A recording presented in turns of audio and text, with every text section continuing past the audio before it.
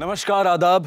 Crime petrol सतर्क के आज के इस एपिसोड में मैं अनूप सोनी आप सबका स्वागत करता हूं। क्राइम पेट्रोल सतर्क में जो एपिसोड हम आज आपको दिखाने जा रहे हैं वो जुर्म और अत्याचार की परिणति दर्शाता है।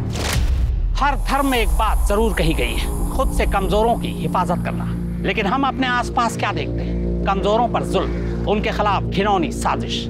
औरत बेशक शारीरिक रूप से मर्दों से कमजोर होती है, लेकिन भावनात्मक और सहनशीलता के मामले में वो मर्दों से कहीं आगे है। औरत से जुड़े अपराधी घर घर में मौजूद हो, चाहे वो पति जो लड़का पैदा करने के लिए पत्नी को मारता हो, चाहे वो सास जो दहेज के लिए बहू को तंग करती हो, चाहे वो बाप जो बेटी को पढ़ने से रोकता हो और कम उम्र में उनकी शादी कर देता हो। आज का ये केस हर औरत के लिए एक सीख है कि औरत का उद्धार खुद औरत ही कर सकती है। इसलिए खुद के खिलाफ होने वाले हर जुल्म के लिए आवाज उठाइए।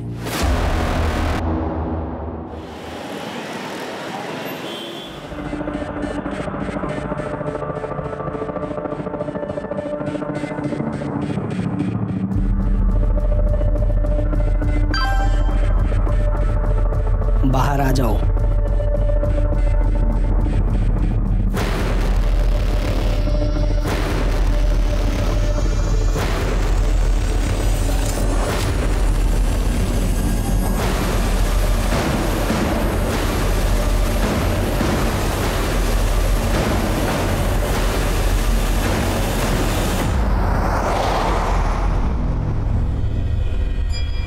अबे ओ मजनू, अब तो हाथ छोड़ दे भाभी जी का। सब कुछ छोड़ के आ गई तेरे लिए। सारा इंतजाम हो गया? इंतजाम? अरे सब इंतजाम हो गया। हम कहाँ जा रहे हैं? अरे बता तो रहा हूँ भाभी जी, मतलब होने वाली भाभी जी। नौकरी की सारी बात हो गई है, घर का भी सारा बात हो गया है, बस तुम दोनों की शादी होना बाकी है। हाँ जल्दी कर लो। हाँ तो वो भी करवा लेते हैं ना। ओ मंगलम भगवान विष्णु मंगलम गरुड़ध्वजा।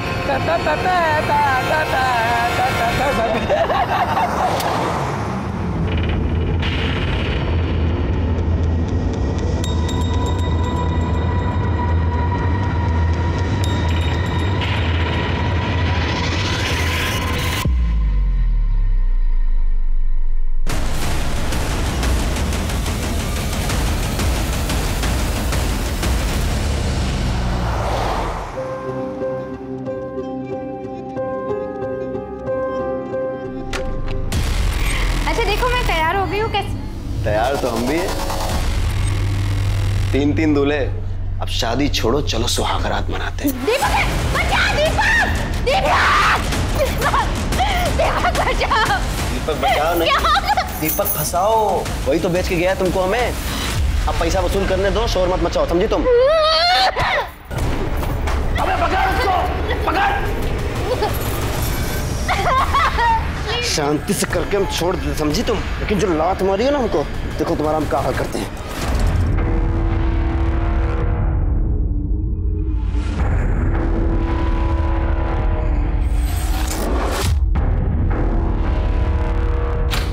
हाँ हाँ सब याद है। आ रहे हो ना? अरे हाँ बाबा, आ रहा हूँ मैं। हाँ बस निकल ही रहा हूँ।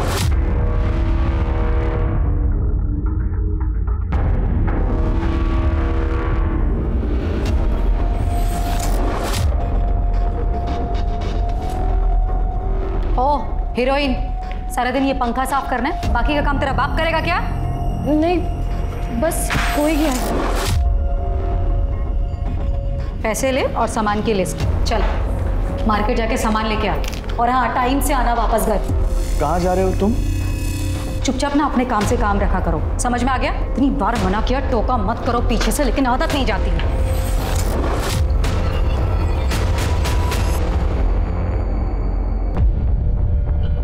सर मेरा नाम दीपा कुलकर्णी है, मैं एक सोशल वर्कर हूँ। मुझे ये लड़की कल रात को अकेले रोड पर मिली। सर ये बहुत घबराई हुई थी, मदद मांग रही थी, और जब इसने मुझे अपने बारे में बताया तो मुझे लगा कि इसे पुलिस स्टेशन ही ले जाना चाहिए, और इसीलिए आज सुबह होते ही मैं इसे यहाँ ले आई हूँ। अच्छा किया आपने। नाम क्या बेटा तुम्हारा? सब हमारा नाम मोहिनी संथाल है। कहाँ की रहने वाली हो? झारखंड, तरवा गांव से है। क्या हुआ तुम्हारे साथ? सब हमारे माँ बाप नहीं है, चाचा के घर रहते हैं। एक दिन चाचा बोले मंडी जाना है, धोखे से किसी आदमी को बेचती है। बस आप ही के पास आ रहा हूँ। ये मैडम जी कौन है? वो तो नहीं मालूम साहब। फिर एक जगह गाड़ी रोके और वो तीनों पेशाब करने के लिए उतर गए और हमको मालूम नहीं था साहब कहाँ जा रहे हैं। बस भागते रहे और शहर पहुंच गए, पर हमको बहुत डर था कि वो हमें पकड़ ना ले। रोड पे हम रोते रहे। फिर ये दीदी आई। तुम बिल्कुल फिक्र मत करो, तुम एकदम सेफ हो। शिरके, मोहिनी को एनजीओ भेजने की तैयारी करो। तृप्ति, इसके चाचा के डिटेल्स, गांव के डिटेल्स सब ले लेना। ये दीदी के साथ जाओ।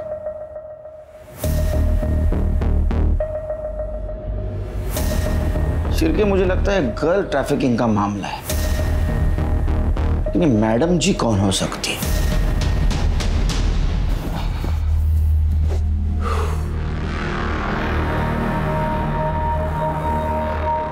यार वो लड़की आने वाली थी ना, क्या हुआ उसका?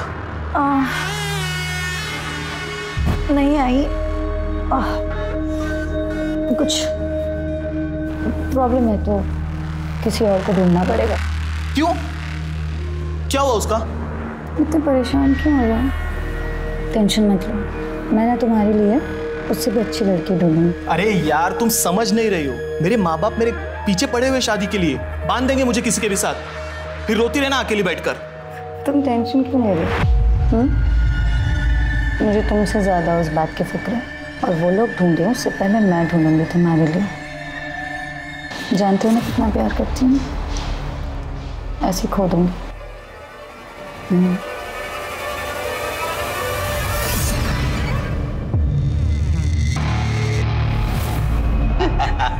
अबे 17 साल के नागपुर पहुंचते ही 1.5 लाख मिलेंगे इसके। नोट गिनने की तैयारी कर ले। अरे हम तीनों ने मजे लिए इसके, काई का फ्रेश। और नागपुर के बात करने से पहुंच जाएगा क्या? 1.5 लाख तो डिलीवरी के बाद मिलेंगे। 20 से 25 हजार का खर्चा है। प्लीज मुझे जाने दो, प्लीज मुझे छोड़ दो, प्लीज ऐसा मत करो। अबे मजे तो बोनस है, बोनस। अब देखना, 1.5 लाख भी यही दिलाएगी और 25,000 का इंतजाम भी यही करेगी। रास्ते में जो जितना देगा बेच देंगे साली को। नहीं। जाने से पहले एक बार और हो जाए। साहब 2 दिन हो गए, हमारी बेटी नमिता की कोई खबर नहीं। कहाँ है, किस हाल में है, हमें कुछ पता नहीं। झूठ क्यों बोल रही हो? सच क्यों नहीं बताती सर को कि लड़की भाग गई है तुम्हारी? हमारी लड़की उस लफंगे दीपक के साथ भागी है। तुम्हें पूरा यकीन है ये उसी लड़के के साथ भागी? हाँ सर, पूरा यकीन है, उस लड़के के साथ ही भागी है। लड़का 2 दिन से गायब है, अपने घर पे नहीं है। और हमें नहीं पता था सर कि ट्यूशन पढ़ने जा रही है, हमें लगता था, लेकिन उसका तो चक्कर चल रहा था। ये गोल खिला रही है ये पढ़ाई लिखाई के नाम पर। इसकी पढ़ाई लिखाई बंद। अब ये कॉलेज नहीं जाएगी, नहीं जाएगी ये कॉलेज। कोई भी लड़का ढूंढो इसके लिए और शादी करो। इस घर में ज्यादा नहीं देखनी है मुझे ये लड़की। अरे सुनिए तो सही। 17 साल में शादी, पता है ना गैर कानूनी है। हाँ सर, पता है कि गैर कानूनी है, पर गरीब आदमी करे तो करे क्या सर? सब लोग थू कर रहे थे। अब इज्जत जाए, इससे अच्छा तो आदमी जेल चला जाए। बहुत समझाया पर समझ नहीं रही थी वो। उस लड़के ने हद कर दी सर। एक दिन तो हमारे घर ही आ गया था। आशिकी का भूत क्यों आया था? क्यों आया था? अंकल, मैं नमिता से प्यार करता हूँ अंकल, उससे शादी करना चाहता हूँ अंकल। छोड़ दे पापा। तेरी बारात में अर्थी निकालूंगा यहाँ से। पापा, अगर उसे कुछ हो गया ना, मैं अपनी जान दे दूंगी, आप देख लेना। साहब प्यार से बात करना तो इन्होंने कभी सीखा ही नहीं। इतनी सख्ती दिखाई, इतनी सख्ती दिखाई कि बेटी घर से ही भाग गई। मैं उसे प्यार से समझाऊंगी, बस एक बार ढूंढ दीजिए, एक बार ढूंढ दीजिए मेरी बेटी को। देखिए आप घबराइए नहीं, आप दीपक और नमिता की डिटेल्स नोट करवा दीजिए, हम उन्हें जल्द से जल्द ढूंढेंगे। समझे?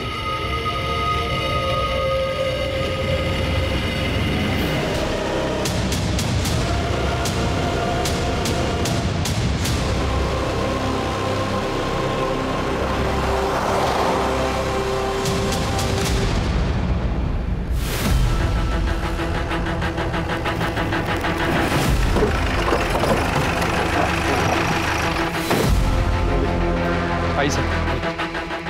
सर लड़की की बॉडी है, देखकर लगता है कि 16-17 साल की होगी। सर जिस तरह से बॉडी की हालत है देखकर लग रहा है कि मर्डर हुए 2-3 दिन हो चुके हैं। पीछे मटन शॉप है, यहाँ का कचरा यहाँ पे फेंका जाता है। सर हो सकता है कि जिसने मर्डर किया उसने जानबूझ के बॉडी को यहाँ पे डंप किया ताकि बॉडी से बदबू ना आए और किसी को मिल ना सके। आज सुबह कचरा फेंकने आया था, उसी ने बॉडी को देखा और हमें फ़ोन किया। सर लड़की के प्राइवेट पार्ट पर ड्राई ब्लड मिला है। सेक्सुअल असॉल्ट या रेप जैसा मामला हो सकता है, पर बॉडी बुरी तरह से सड़ चुकी है, इसलिए ऐसा कुछ कहा नहीं जा सकता। पर सर बाकी बॉडी में चाकू से वार किया गया हो या फिर घाव, ऐसा कोई निशान दिख नहीं रहा है। सर एक मिनट। सर ये देखिए, लड़की का चेहरा थोड़ा विजिबल है और कुछ दिन पहले शास्त्री नगर पुलिस स्टेशन में इसी डिस्क्रिप्शन की एक लड़की की मिसिंग कंप्लेंट आई थी। ये फोटो, माला कोंडे नाम है इसका। कंप्लेंट किसने की थी? सर इसके हस्बैंड ने, श्याम कोंडे ने। उसको आइडेंटिफिकेशन के लिए बोला और कुछ आसपास चेक किया, एविडेंस कुछ क्लू मिला? आसपास कोई एविडेंस वगैरह नहीं मिला। इससे बात हो गई? हाँ सर, इससे मेरी बात हो गई है। ठीक है, बॉडी को पोस्टमार्टम के लिए भेज दो।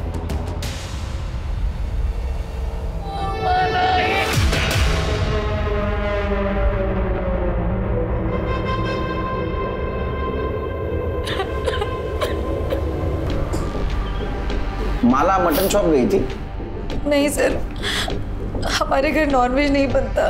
वो सब्जी लेने गई थी और शाम तक नहीं लौटी, और ना ही फोन साथ ले गई थी कि फोन लगा करके देखी कि वो कहाँ पे है। फिर अगले दिन जब वो नहीं लौटी तो मैंने मिसिंग की कंप्लेंट लिखवाई थी। आप लोगों को किसी पे शक, किसी से कोई झगड़ा, दुश्मनी जो ऐसा कर सकता है? सर हम लोग मिडिल क्लास लोग हैं, हमारी किसी से क्या दुश्मनी होगी। ठीक है जाओ।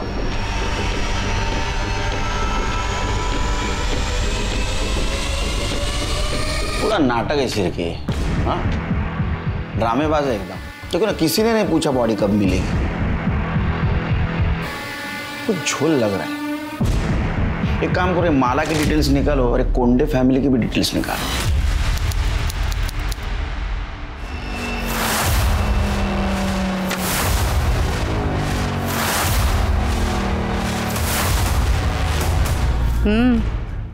फोटो देखी? मैं आज ही आई बाबा को उसकी फोटो भेजता हूँ, देखना शादी के लिए फौरन हाँ कर देंगे। अरे लड़की सिर्फ 17 साल की है, नाबालिग है वो।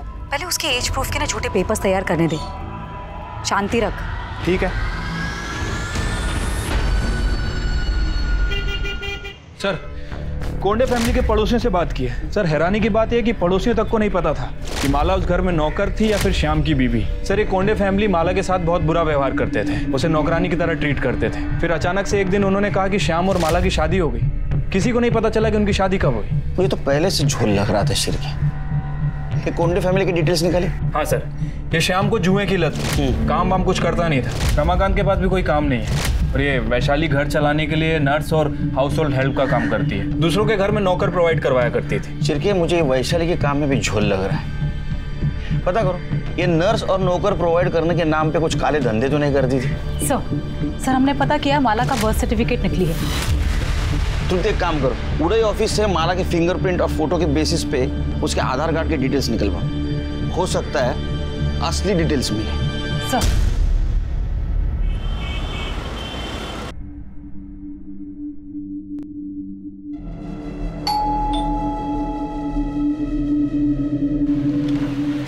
नमस्ते। नमस्ते आंटी। आंटी नमिता दीदी कहाँ है? बेटा वो घर पर नहीं है, अपने मामा के घर गई है। कुछ काम था क्या? हाँ आंटी, मैं क्लास में फर्स्ट रैंक लाई हूँ ना, तो मुझे उनको थैंक यू बोलना था। पर मम्मी वो तो घर पर ही नहीं है। कोई बात नहीं बेटा, तो आंटी को दे दे, आंटी नमिता दीदी को दे देगी। देखिएगा नमिता बहुत अच्छी टीचर बनेगी, उसकी तो जिंदगी सफल हो गई। चलिए हम निकलते हैं।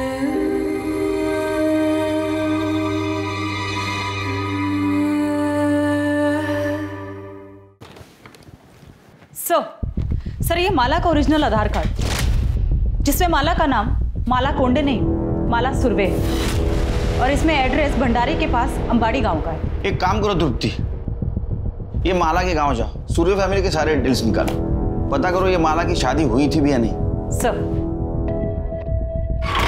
सर माला की पीएम रिपोर्ट। सर रिपोर्ट के हिसाब से उसकी मौत 7 सितंबर की शाम 4 बजे से 6 बजे के बीच में हुई है। बहुत ज़्यादा सेक्स करने की वजह से खून बहना, बॉडी को सही न्यूट्रिशन ना मिलना, थकान, मतलब कुपोषण की वजह से उसकी मौत हुई है सर। साथ ही साथ उसकी बॉडी पर सिगरेट के जलाने के निशान भी हैं, नाखून के खरोच के निशान भी और काटने के निशान भी हैं, और बॉडी पर 3 अलग अलग लोगों के सीमेन सैंपल भी मिले। शिरके, इंसान ने हैवान इतनी छोटी सी उम्र में उसके साथ जबरदस्ती की। कई सारे लोगों ने सिगरेट के चटके दे, काटा, उसको खरोचा। हो सकता है उसके साथ गैंगरेप भी किया होगा और इसके वजह से उसका खून बहा और मर गया। हो सकता है सर। वैसे ये कोंडे फैमिली के बारे में जो इन्फॉर्मेशन मिली है उसे भी झुठलाया नहीं जा सकता सर, क्योंकि थकान, बॉडी को सही न्यूट्रिशन ना मिलना, कुपोषण, ये भी मौत का एक कारण है। चिरकिया, हमें इन्फॉर्मेशन नहीं, सबूत चाहिए। हमें पता करना होगा ये शाम की शादी हुई थी भी या नहीं, और ये भी पता कर दे ये कोंडे फैमिली सच बोल रही है झूठ। और एक चीज पता करनी हो, ये श्याम और रमाकांत का डीएनए हमें बॉडी पे जो सीमेंस मिले उससे मैच होता ही नहीं।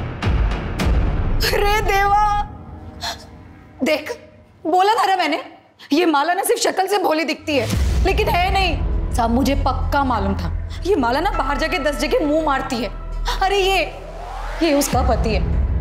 अरे जब भी छूने जाता ना उसको तो काटने दौड़ती थी वो। बहुत लेता था ना उसकी साइड, बोलती रह गई मैं तुझे।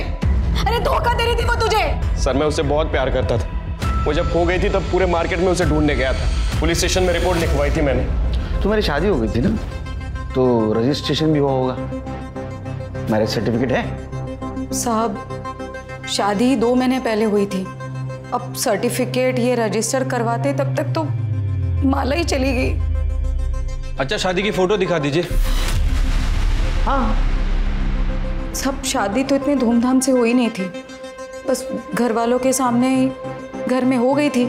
और उसके बाद फोटो भी खींचा था तो फोन से ही खींचा था, और इसके हाथ से फिर गलती से फोन पानी में गिर गया, चालू नहीं हो रहा था, फिर फोन फेंक दिया।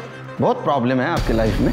तो आपके पास कुछ प्रूफ नहीं था, इसलिए तुम लोगों ने उसका बर्थ सर्टिफिकेट डुप्लीकेट बनवाया।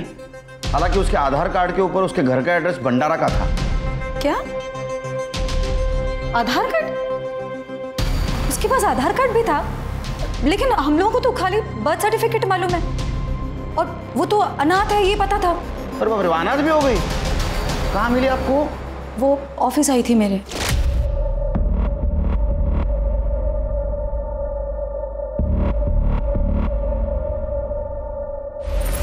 क्या है? इधर आओ। दीदी, मेरा नाम है माला। मैं अनाथ हूँ, मेरा कोई नहीं है। कोई काम मिल जाता तो। पढ़ी लिखी हो? ज़्यादा पढ़ी लिखी तो नहीं हूँ, पर झाड़ू पोछा कर सकती हूँ। ठीक है, आईडी में कुछ आधार कार्ड वगैरह कुछ है? फिर मैं देखती हूँ। आधार कार्ड तो नहीं है, पर हाँ जन्म प्रमाण पत्र है। ठीक है, मैं देख लेती हूँ, कुछ होता है तो मैं बताती हूँ।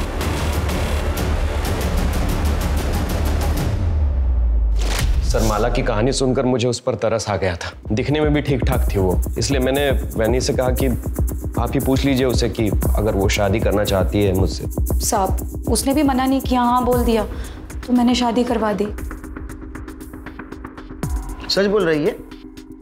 हाँ, ये सच बोल रहे हैं? हाँ, ऐसे ही हुआ था। चिरके, ये शाम की डीएनए टेस्ट करवा, और रमाकांत का भी। मेरा क्यों? मैंने क्या किया? इसने कुछ किया? नहीं, मतलब मेरा मतलब है, माला तो मेरी बेटी जैसी थी, बहू थी। डर क्यों रहे हो? हाँ, चिरके, इन दोनों का डीएनए टेस्ट करवा। चिरके, ये कोंडे फैमिली का झोल है। वो रमाकांत देखा कितना डरा हुआ था। मुझे लगता है माला से जबरदस्ती प्रोस्टिट्यूशन करवाते थे। हो सकता है सर, लेकिन अगर 1% भी चांस हुआ कि माला एक काम जानबूझ के करती थी पैसे कमाने के लिए, तो सर? नहीं शिरकी, अगर वो जानबूझ के करती थी, इतने पैसे कमाती थी, तो पैसों का क्या करती थी? क्योंकि उसके मौत का एक कारण कुपोषण भी है। उसको ठीक तरह से खाना भी नहीं मिलता था। ये वैशाली के एजेंसी का कुछ पता चला है? ऐसी एजेंसी? हाँ सर, उसकी एजेंसी लीगल है, रजिस्टर्ड भी है। अपने खबरों को अलर्ट कर दो। ये कोंडे फैमिली के सारे डिटेल्स चाहिए मुझे, पास्ट, फ्यूचर, प्रेजेंट, सब। ठीक है सर।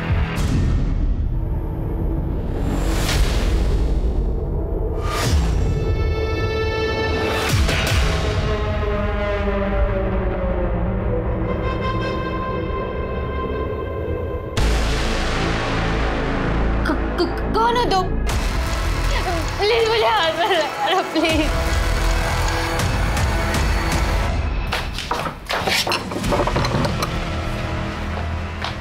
मना किया था ना, बोला था ना दूर रहने के लिए। अरे पर क्यों? मेरी होने वाली बीवी हो यार। मुझे भी पता है कि होने वाली बीवी है तुम्हारी, हुई नहीं है, लेकिन तुम्हें भी अच्छी तरह पता होना चाहिए कि माला की मौत के बाद ना हम कितनी बड़ी मुश्किल में फंस चुके हैं। अरे पुलिस को शक हो गया है, दिन रात सवाल कर रही, जीना हराम कर रखा है हमारा, और उसके बाद तुम ये थोड़े टाइम दूर रहो इससे। अरे मेरे माँ बाबा मेरी शादी का सेहरा लेकर खड़े, करा देंगे मेरी शादी किसी के साथ, फिर हमारे बीच जो कुछ भी है ना सब भूल जाना।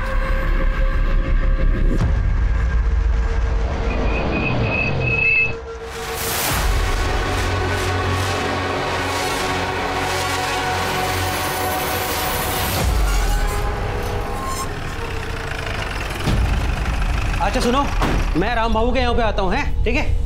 आप माला सुरवे के माता पिता सविता सुरवे और हीरानंद सुरवे हैं? नहीं, हम लोग राउत हैं। सुरवे तो वो थे जिनसे 4 महीने पहले हमने घर खरीदा था। तो वो लोग अब कहाँ हैं? पता नहीं। मैडम, सुरवे लोग तो ये गांव छोड़ के कब के चले गए? आप कौन? मैडम, मैं सुशीला, उनकी पड़ोसन। वो लोग बहुत कमीने थे, अपने बेटे मकरंद की शादी में खर्चा करने के लिए बेचारी माला को बेच दिया, और जब बिरादर में थूथू होने लगी तो ये घर बेचा और भाग गए। इसे पहचानती हो? हाँ, यही तो है माला, इसे कैसे नहीं पहचानूंगी, बचपन से देखा है मैंने इसको। तो सुरवे फैमिली कहाँ पे है, उनके बारे में कुछ जानती हो? माँ बाप का तो पता नहीं, पर सुना है मकरंद विट्ठल नगर में अपने ससुराल में घर जवाई बन के बैठा है। सर, घर बेचकर जाने के बाद माला के माता पिता को किसी ने गांव में नहीं देखा। मकरंद का भी यही कहना है कि वो अपने आखिरी दिनों में हरिद्वार चले गए। हरिद्वार पुण्य कमाने ने पाप धोने गए होंगे। सर, मकरंद का कहना है कि उसकी शादी के बाद से ही वो चले गए, और उसके बाद उसके साथ भी उसकी कोई बातचीत नहीं। सर, माला की बॉडी पे जो 3 लोगों के सीमेन मिले थे, उसकी डीएनए रिपोर्ट आ गई सर। उनमें से एक का डीएनए श्याम के डीएनए से मैच करता है। और दूसरे 2 रमाकांत की डीएनए रिपोर्ट? सर, रमाकांत का डीएनए सीमेन से मैच नहीं कर रहा है।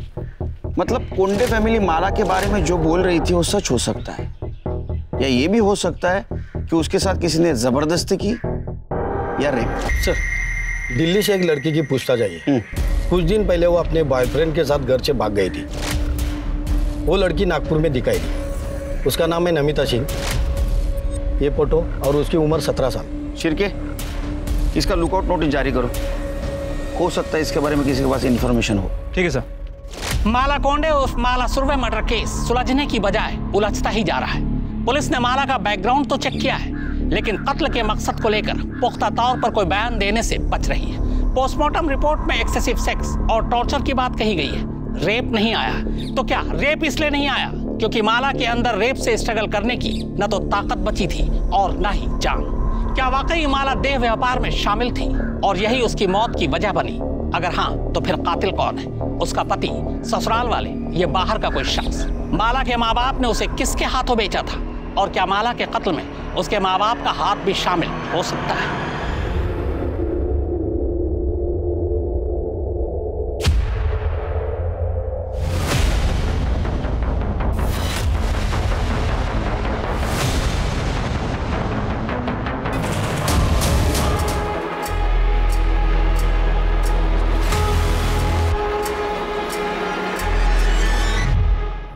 तू चाकू देख के डर के भागा और टेम्पो से टकरा है ना?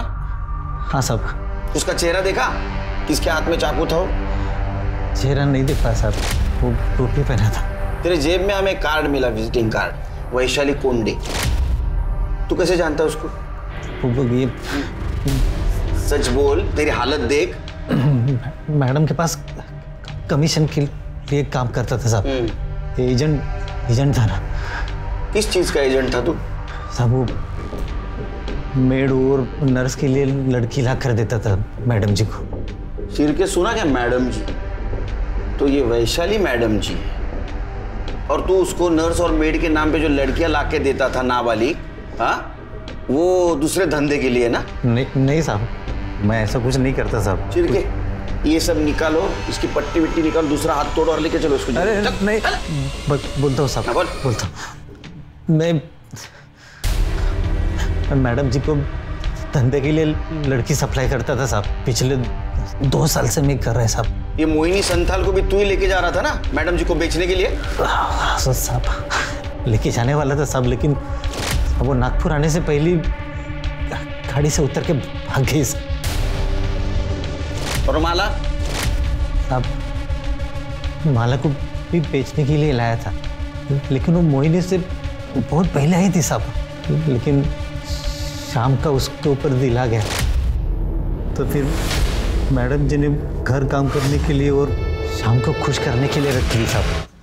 नमिता आ गई साहब, उसको उसके बॉयफ्रेंड ने प्यार के झांसे में घर से भगा के लेके आया था सब बेचने के लिए। यही थी? हाँ सब, वो मैडम जी इसको विकास को खुश करने के लिए रखा था, लेकिन इससे पहले विकास को कुछ करता उसने देखा कि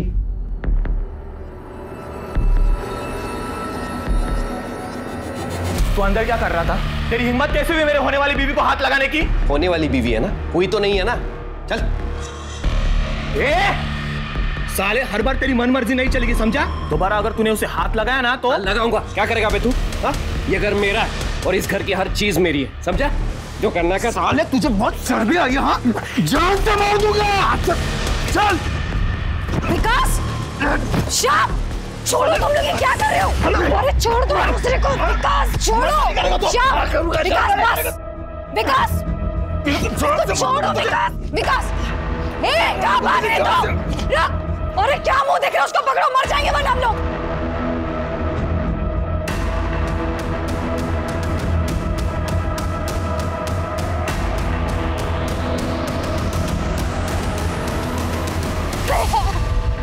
भैया प्लीज बचा लो भैया।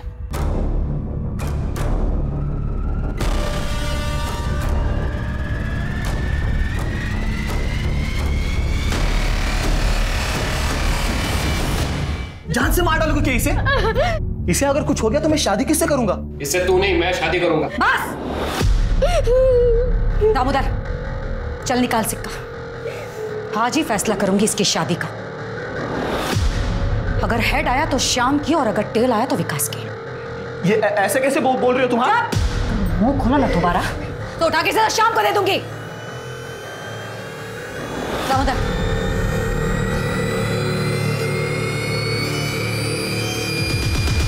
मैं जीत गया। हेड आया तो मैं क्या करूं इसमें? मुझे क्यों देख रहे हो ऐसे? ठीक है ना, कोई बात नहीं, मैं हूं ना, दूसरी कोई लड़की मैं अरेंज कर। चुप कर, ये मेरी है और ये मेरी ही रहेगी। इस साले की मैं कभी नहीं होने दूंगा। चल। तुम लड़कियों को समझते क्या हो? हाँ, चिरकी जल्दी चलो, इससे पहले कि विकास नमिता को नुकसान पहुंचाए हम वहां पहुंचेंगे। सर।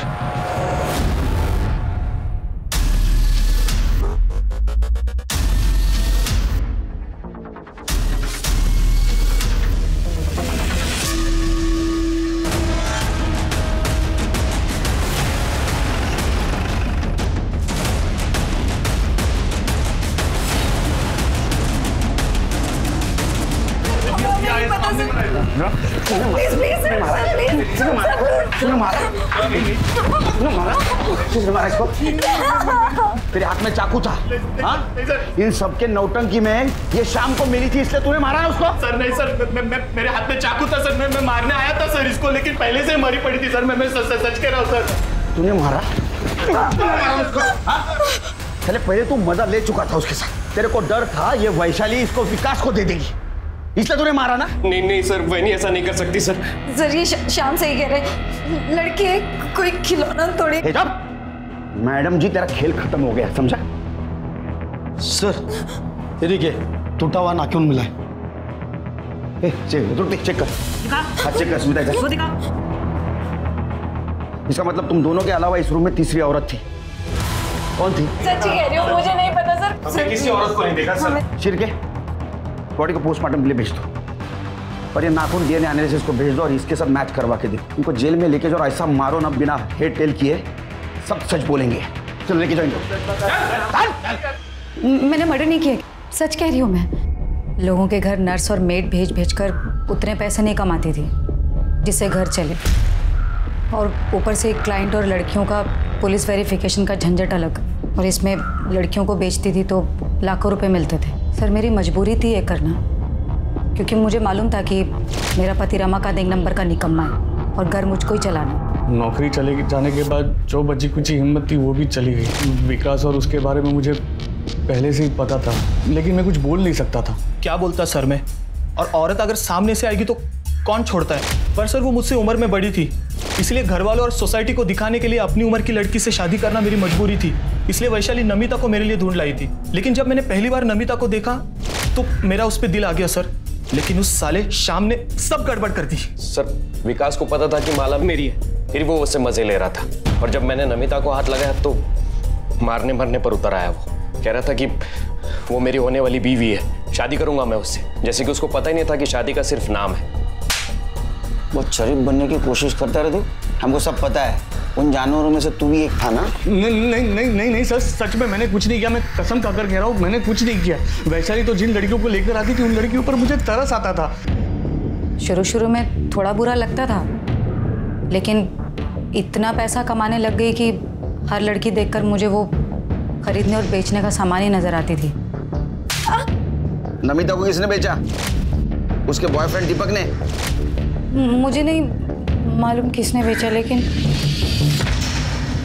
ह्यूमन ट्रैफिकिंग पहले प्रोस्टिट्यूशन के लिए किया जाता था, लेकिन शर्म की बात यह है कि अब शादी के लिए दुल्हन तक खरीदी जा रही। ये चलन बढ़ रहा है और इसके बढ़ने की एक वजह यह भी है कि जनसंख्या में लड़के और लड़की के अनुपात के बीच में फर्क है। ये नतीजा बेटे और बेटियों में फर्क का है। यही वजह है कि बहुत सारी जगहों पर बेटियों को पैदा होते ही मार दिया जाता है। हरियाणा से ये चलन शुरू हुआ, लेकिन कई राज्यों में अब ये चलन बढ़ गया है। अगर ये चलन ऐसे ही चलता रहा तो न सिर्फ ये देश के लिए घातक होगा, बल्कि लड़के और लड़कियों के बीच जो फर्क है उसका फासला और भी बढ़ेगा। सर, माला की बॉडी पर बाकी जिन 2 आदमियों के सीमेंट मिले थे उनका डीएनए विकास और दामोदर से मैच करता है। वो तो होना ही था शिरकी, क्योंकि दोनों ने कन्फेस भी कर लिया था ना, माला के साथ उन्होंने रेप किया है। सर हॉस्पिटल से फोन आया था, कल रात दामोदर की हॉस्पिटल में मौत हो गई। शिरकी, दामोदर का जिस जगह एक्सीडेंट हुआ वहाँ सीसीटीवी के देखो। ठीक है सर। सर एक और बात, नमिता की बॉडी के पास जो नाखून मिला है, डीएनए रिपोर्ट से पता चला है कि वो नाखून किसी औरत का नहीं बल्कि वो आदमी का है। हो सकता है सर, बहुत सारे आदमी लोग अपनी छोटी उंगली का नाखून बढ़ा के रखते हैं, उसमें नेल पेंट वगैरह लगाते हैं। इसका मतलब शिरके उस कमरे में श्याम और विकास के अलावा तीसरा आदमी भी था जिसने नमिता का मर्डर किया। शिरके एक काम करो, कि कोंडे हाउस के आसपास जितने भी मोबाइल टावर्स हैं वहां से पता करो कि उस एरिया में उस वक्त कितने मोबाइल एक्टिव थे, और ये दामोदर का जिस बार के बाहर एक्सीडेंट हुआ वहां का भी मोबाइल डाटा रिकवर करवाओ। सर, हमने कोंडे हाउस दोबारा सर्च किया। जिस कमरे में नमिता की लाश मिली थी उस कमरे के बाहर ये ब्रेसलेट मिला।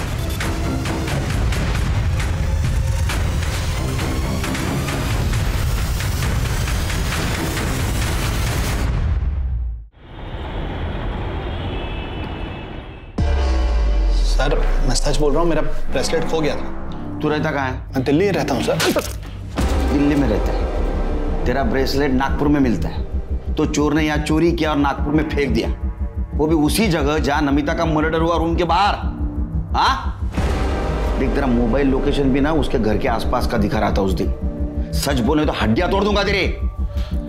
वो मुझे दिल्ली पुलिस से पता चला सर कि नमिता नागपुर में। मैं सीधा नागपुर के लिए निकल गया सर।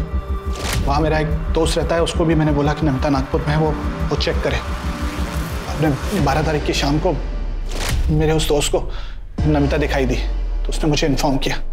मैं छुपते छुपाते जब वहाँ पहुँचा सर तो मैंने देखा कि दरवाजे से टकराकर मेरा ब्रेसलेट वहाँ गिर गया था। बाद में पुलिस की गाड़ी आई तो मुझे वहाँ से भागना पड़ा सर। मैं डर गया था, मुझे लगा अगर पुलिस मुझे नमिता के पास देखेगी तो मुझ पर ही शक करेगी। शक नहीं, हमें यकीन है, सिर्फ साबित करना बाकी है। जहाँ मर्डर हुआ वहाँ एक नाखून मिला, तू भाग रहा था ना, उसी वक्त तेरा नाखून टूट के वहाँ गिरा था। चिरके इसको नागपुर ले चलो, मर्डर स्पॉट पे जो नाखून मिला था ना उसे इसका डीएनए मैच करवा। अगर वो मैच हो गया ना बेटा तो तेरी तो विकेट गई। हाँ? महेंद्र सलाखों के पीछे था, जबकि दीपक को उसी के दोस्तों ने मरने के लिए रेलवे ट्रैक पर छोड़ दिया था। हालांकि पुलिस को अब तक उसकी लाश नहीं मिली थी। इस सब के बीच पुलिस ये भी पता लगाने की कोशिश कर रही थी कि दामोदर और वैशाली के अलावा ह्यूमन ट्रैफिकिंग और देह व्यापार में अलग अलग राज्यों के बीच कौन कौन और कितने लोग इन्वॉल्व थे। तभी एक और हैरान करने वाली खबर सामने आई। रिपोर्ट के मुताबिक नमिता के कमरे में मिला टूटा हुआ नाखून महेंद्र का नहीं था। तो कौन हो सकता था जो उस दिन आउट हाउस में नमिता तक पहुंचा और उसका मर्डर करके फरार हो गया? सर जिस बार के बाहर दामोदर पर हमला हुआ, हमने वहां का डम डाटा चेक किया। 3 नंबर मिले, एक दामोदर का, दूसरा गाड़ी वाले का और तीसरा दिल्ली का है। और यही नंबर मर्डर के वक्त नमिता के घर के पास भी एक्टिव था। किसका number? Sir Shirke, Delhi police को इन्फॉर्म करो, इसको अरेस्ट करें।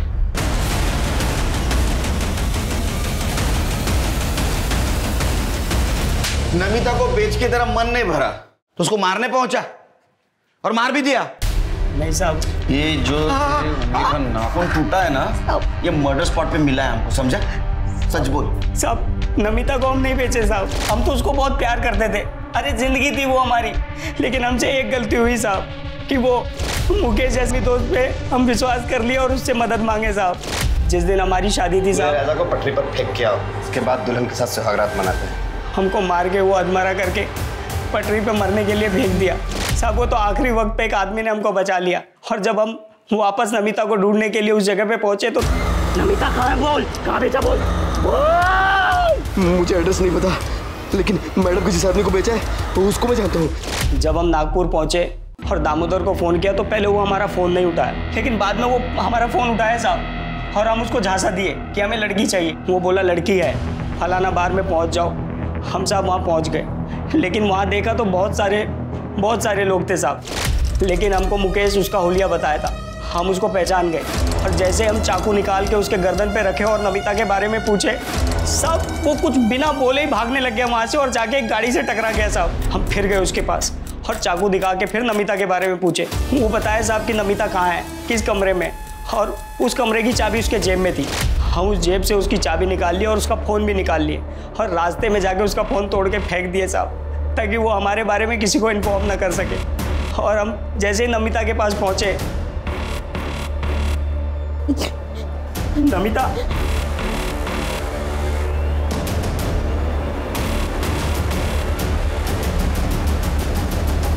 तुम क्या लेने आए हो अब यहाँ? देखने आए हो मैं जिंदा हूँ या मर गई? या फिर तुम्हारे वो 3 दोस्तों ने मेरे साथ क्या किया? मेरे पापा ठीक कहते थे तुम एक नंबर के घटिया आदमी हो। तुम मुझे क्या, तुम अपनी माँ बहन किसी को भी बेच सकते हो, पता है तुम्हें? अरे नहीं बेचा मैंने तुम्हें यार, नहीं बेचा है। तुमने सिर्फ मुझे नहीं, मेरे जैसे पता नहीं कितनी मासूम लड़कियों को बेचा होगा। तुम्हें और तुम्हारे वो 4 दोस्तों को मैं छोड़ूंगी नहीं, मैं मार दूंगी तुम्हें। और कब पता नहीं गुस्से में हम उसको चाकू मार दिए साहब। हम तो नमिता को ढूंढ के उसको बचाने के लिए गए थे, लेकिन साहब इन्हीं हाथों से हमने उसको मार डाला साहब, इन्हीं हाथों से मार डाला। चल अब नागपुर जेल में संतरा खिलाता हूँ तेरे को। साहब सभ्यता की शुरुआत से लेकर आज तक प्रोस्टिट्यूशन और ह्यूमन ट्रैफिकिंग चलती आ रही। इसका मतलब यह हुआ कि बेशक हमने चाहे जितनी भी तरक्की कर ली हो, लेकिन औरतों के बारे में हमारी सोच नहीं बदली। औरतों की इस दशा के लिए न सिर्फ उसे खरीदने और बेचने वाले, बल्कि घर वाले, पति, बाप, बेटा, भाई और समाज के ठेकेदार सभी जिम्मेदार हैं। जब तक औरतों को मर्द खरीदते रहेंगे, उसे बेचने वाले पैदा होते रहेंगे। देखते हैं हमारे आज के एपिसोड की दूसरी कहानी।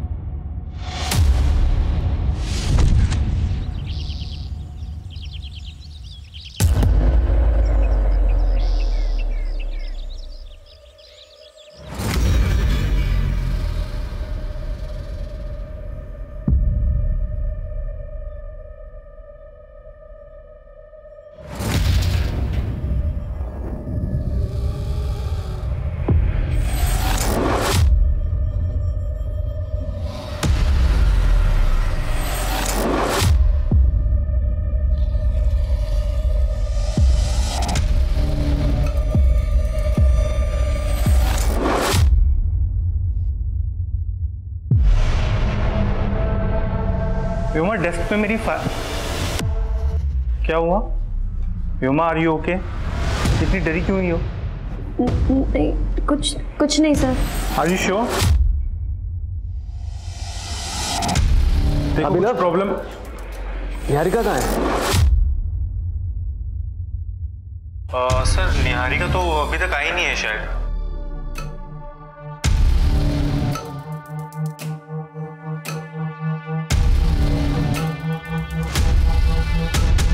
रिकॉर्डिंग तो अच्छी हुई है, पर निहारिका ही नहीं दिख रही। कोई नहीं, कल देखते हैं उसको।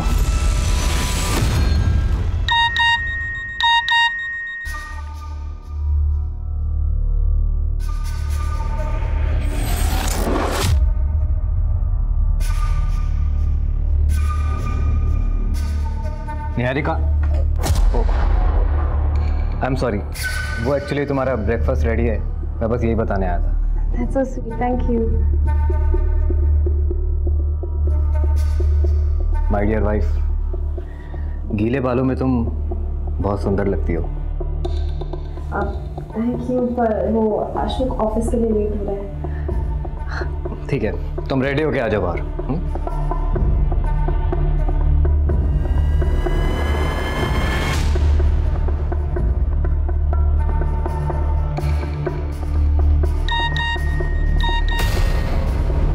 मुझसे ना मिलके तुमने मेरी इंसल्ट की है संजना। अगर मिलना ही नहीं था तो इतना भाव क्यों दिया?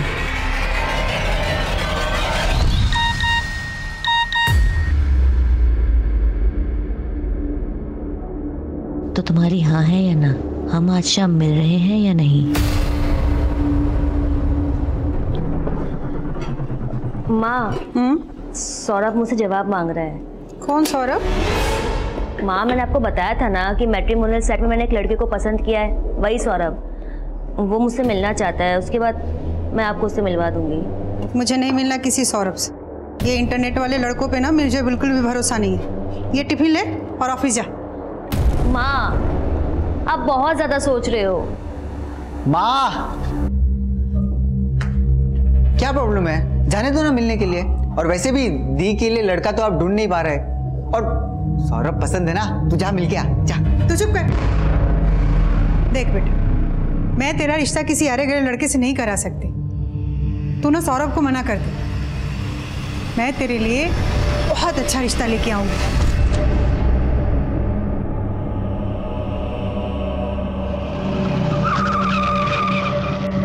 प्रेमनगर ग्राहक सेवा बैंक चलो।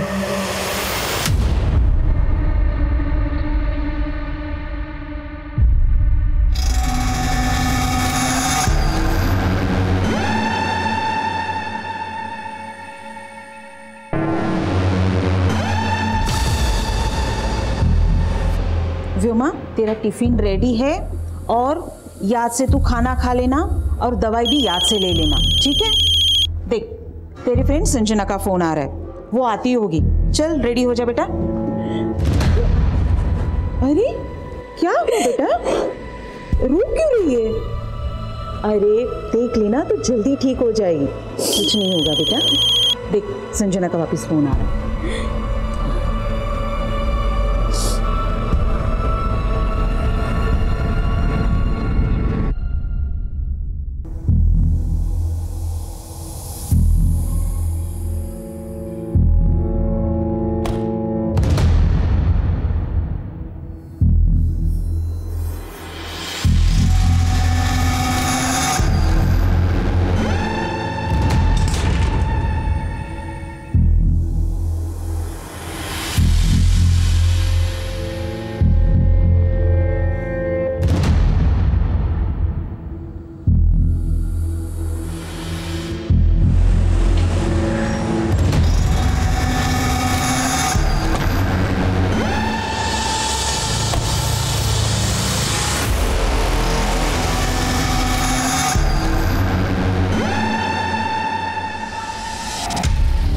देवेंद्र, वो रामनगर में जो नया एटीएम खुला है, प्रॉब्लम आई उसमें?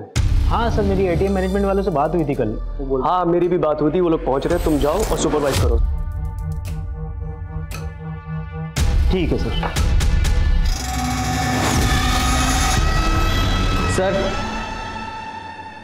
मुझे पता करना है कि आपके बैंक का लॉकर सेफ है या नहीं। श्योर। आपका अकाउंट है हमारी ब्रांच में? नहीं, अभी खोल लेते हैं।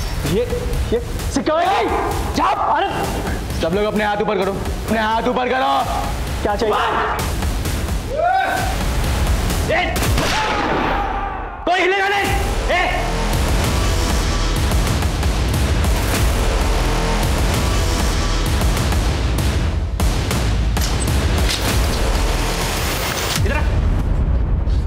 सबके मोबाइल ले, ठीक है? सब लोग अपने अपने मोबाइल इसके पास दे दो, कोई चालाकी नहीं, चल ले। जल्दी जल्दी कर, ले उसका। बंद कर दिया।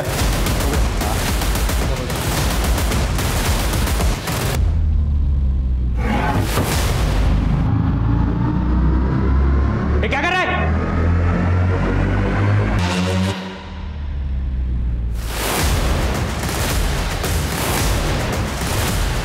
जरा ये सारे फोन बाजू में रख और एक एक फोन करके। किसका फोन बजा बे? किसका फोन बजा? छोड़ तू नहीं छोड़ा था ना फोन इसके पास? तू नहीं छोड़ा था?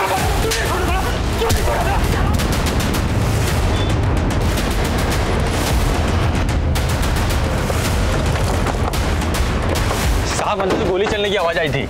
अटैकर्स कितने लोग अंदर? साहब ये तो नहीं मालूम, लेकिन इतना देखा था कि उन लोगों ने गार्ड को गोली मार दी, फिर उसके बाद में उसे अंदर।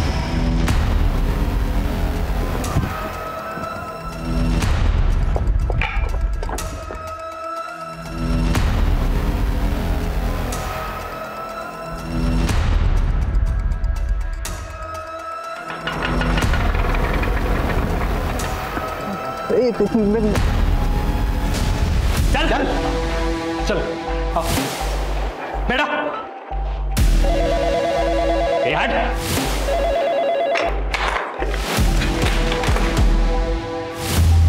सर लैंडलाइन भी कट कर दिया और बाकी सारे स्टाफ का फोन भी स्विच ऑफ आ रहा है। सुबह जब तुम बैंक से निकले थे उस वक्त बैंक के अंदर कितने लोग थे? सर 2-4 कस्टमर थे और बैंक का स्टाफ था सर, बस। बैंक के पूरे स्टाफ के नाम और नंबर ले लो सर। पंकज सर, हमारी पूरी टीम को इस बात का ख्याल रखना है कि उन्हें हमारी एक्टिविटीज के बारे में कुछ भी पता नहीं चलना चाहिए। जो भी करना है छुप के करना है सर। और बैंक की सेंट्रल ब्रांच से कांटेक्ट करो, उनसे पता करो कि हमें बैंक के अंदर का सीसीटीवी एक्सेस मिल सकता है क्या। Yes sir.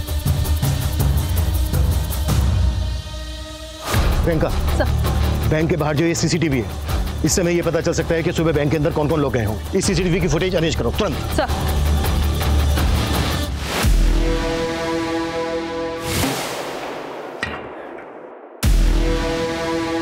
बाहर तो पूरा सन्नाटा है बे।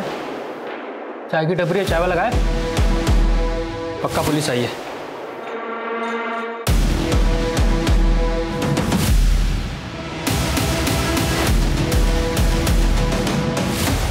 सर ये मनीष जी हैं, हमारे सीनियर स्टाफ। और सर ये अभिनव है, हमारा असिस्टेंट मैनेजर। और सर ये जो ऑटो से उतर रही है ना सर, ये हमारी हेड कैशियर संजना और उसके साथ सर व्योमा है सर। ये लोग कौन है जो व्योमा के बाद बैंक के अंदर गए? सर ये स्टाफ मेंबर्स तो है नहीं, हो सकता है हमारे कस्टमर हो। ये भी जो ये बाइक पर है ये कौन है? ये भी सर स्टाफ मेंबर नहीं है, कस्टमर ही होगा।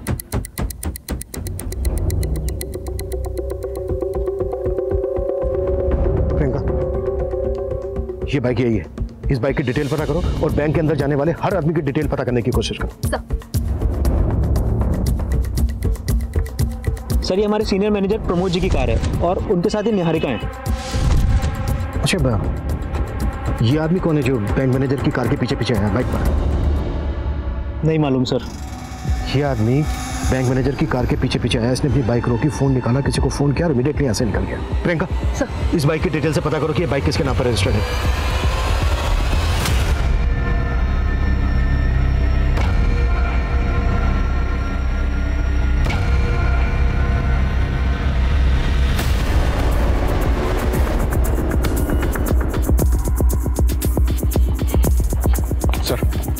सेंट्रल ब्रांच से पता किया, यहाँ के सीसीटीवी ऑफ किए गए।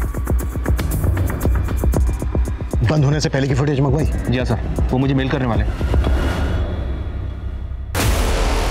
अबे साला, पक्का पुलिस है बाहर। मैंने देखा एक को। अब क्या करें? कुछ सोचते कुछ। बस सोचने की जरूरत नहीं। ये लड़कियां बचाएंगी हमें, उनके आबरू का कफन ओढ़ के निकलेंगे। क्यों मैडम, दर्द हो रहा है? थोड़ा दर्द दो थोड़ा।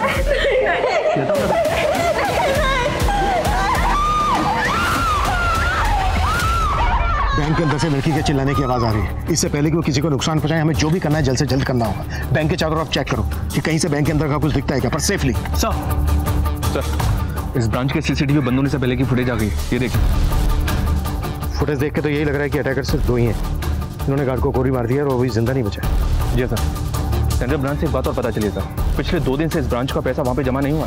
हाँ सर, कल के कलेक्शन के बाद हमारे ब्रांच मैनेजर प्रमोद जी ने मना किया था पैसे ना भेजने के लिए।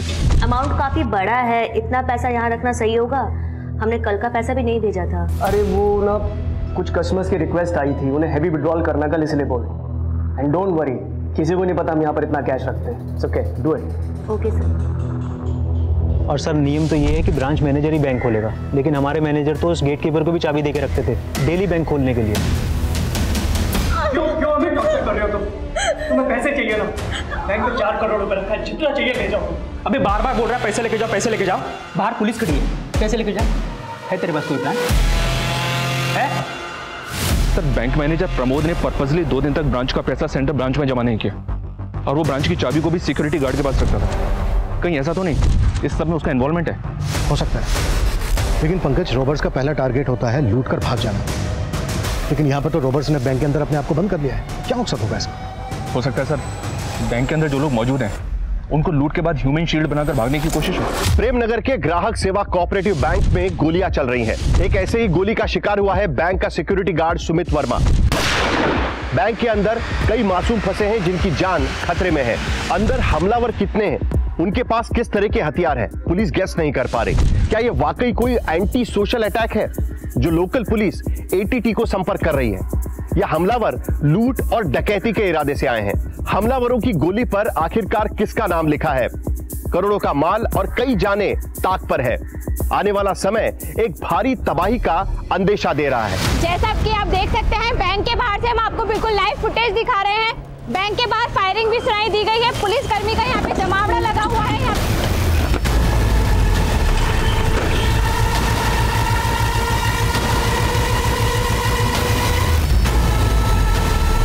अबे पुलिस का पूरा पलटन आ गया बे, अलर्ट रहना पड़ेगा। हमारा मकसद है रॉबर्ट्स को पकड़ना, किसी भी इनोसेंट को कोई नुकसान नहीं पहुंचना चाहिए। क्लियर? जाओ अपनी अपनी पोजीशन ले लो। सर सिक्योरिटी गार्ड की एजेंसी में फोन किया, उनको बताया कि सुमित नाम का गार्ड मारा गया है, पर उनका कहना है कि सुमित नाम का कोई भी गार्ड उन्होंने इस ब्रांच में अपॉइंट नहीं किया था। व्हाट? यस सर, बल्कि उन्होंने एक दूसरे गार्ड की फोटो भेजी है मुझे, ये देखिए सर, बाबूलाल नाम है इसका। उनके मुताबिक इस ब्रांच में बाबूलाल ड्यूटी पर था। हाँ सर, बाबूलाल ही हमारे ड्यूटी किया करता था, लेकिन एक हफ्ता पहले वो छुट्टी पे चला गया था।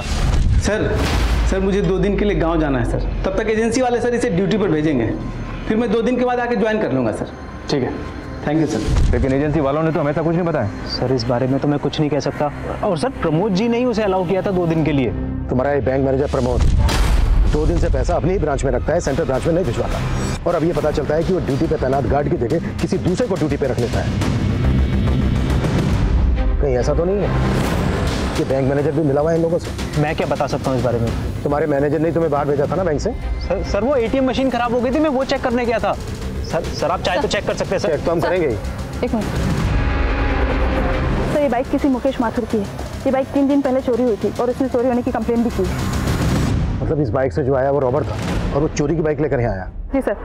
इस आदमी की फोटो हमने सारे थानों में सर्कुलेट कर दी थी, उससे पता चला है कि ये आदमी एक नामी क्रिमिनल है, उत्कल, जो पहले भी चोरी और लूट के मामलों में अंदर जा चुका है।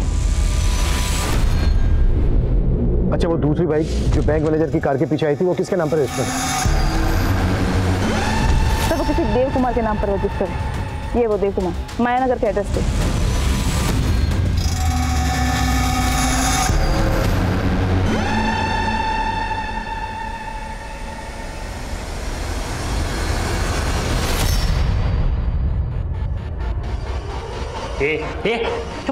इनकी सांस फूल रही है। सिर्फ इनहेलर वहाँ पे ही लगता है, सिर्फ इनहेलर दे दीजिए। चुप करके बैठ, बड़ी डॉक्टर बनती है। क्यों बे बुड्ढे, क्यों नौटंकी कर रहा है? प्रॉब्लम उनको इनहेलर दे दो ना। अबे चुप। कौन सा है? अबे तेरी तो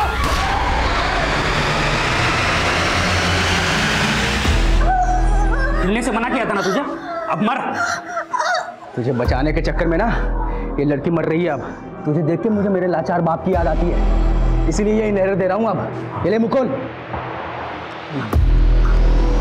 उत्कल, अगर तुम लोग ये सोच रहे हो कि तुम लोग यहाँ से निकल जाओगे तो बहुत ही गलत सोच रहे हो।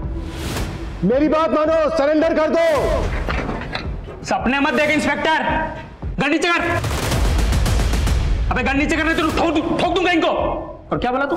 सरेंडर? अबे तुम लोग हमको छू भी नहीं पाओगे, तुम्हारी नाक के नीचे से निकल जाएंगे और तुम देखते रह जाओगे। ये बहुत बड़ी गलतफहमी है तेरी। मेरी बात मान, सरेंडर कर दो, इसी में सलामती है तुम सबके। अबे सलामत तो कोई नहीं बचेगा आज। अच्छा ये बताओ तुम लोग चाहते क्या हो? कोई मांग है तुम्हारी? अमृता सिंह, 1 घंटे के अंदर अमृता सिंह को यहां देखना चाहता हूं। ये अमृता सिंह कौन है? पता लगाओ, पुलिस हो तुम। चलो तुम्हारी तलाश थोड़ी आसान कर देते हैं। अमृता सिंह हरिनगर में रहती है। अगर 1 घंटे के अंदर वो यहां नहीं पहुंची तो बाहर गोली की आवाज आएगी और अंदर एक और जान चली जाएगी। अभी पता चला है कि रॉबर्ट्स ने पुलिस से किसी हरिनगर निवासी अमृता सिंह को बुलाने के लिए कहा है। पुलिस भी हैरान है कि रॉबर्ट्स के आखिर मंसूबे क्या हैं? क्या ये कोई बैंक रॉबरी है या फिर अंदर लोगों को हॉस्टेज बना के रखा हुआ है? कौन है ये अमृता सिंह और उसका इस केस से क्या लेना देना है? इन सभी सवालों के जवाब खुद पुलिस वालों के पास भी नहीं है। आप हमारे साथ बने रहिए जब तक हम सच का पर्दाफाश ना कर दें। अरे मैम, आप अंदर नहीं जा सकते प्लीज। मेरी बेटी अंदर है, मुझे उससे मिलना है। मैम हाँ, हम देख रहे हैं, आप प्लीज।